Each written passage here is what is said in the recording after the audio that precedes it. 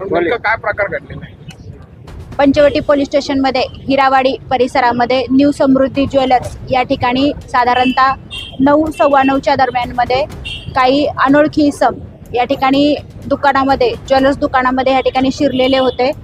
त्यांनी पहिल्यांदा दरोडा टाकण्याचा या ठिकाणी प्रयत्न केलेला आहे. त्याच्यासाठी त्यांनी फायर आर्मचा धाक दाखवून सदर व्यक्तीला भीती निर्माण केलेली आहे आणि त्या अनुषंगाने त्यांनी इथे 5 ते 6 इसमांनी दरोडा टाकण्याचा प्रयत्न केलेला आहे. त्या अनुषंगाने माहिती मिळताच घटनास्थळी सर्व पोलीस यंत्रणा पोहोचलेली आहे. क्राईम ब्रँचची टीम देखील कामाला या ठिकाणी लागलेली आहे. रेकॉर्डवरचे आरोपी चेक करणं, त्याच पद्धतीने CCTV फुटेज चेक करणं यासाठी टीम आमच्या रवाना झालेल्या आहे. ते व्हेरीफाय करायचं चाललेलं आहे. शक्यतो याच्यामध्ये माल गेला नसावा असा आमचा या ठिकाणी अंदाज आहे.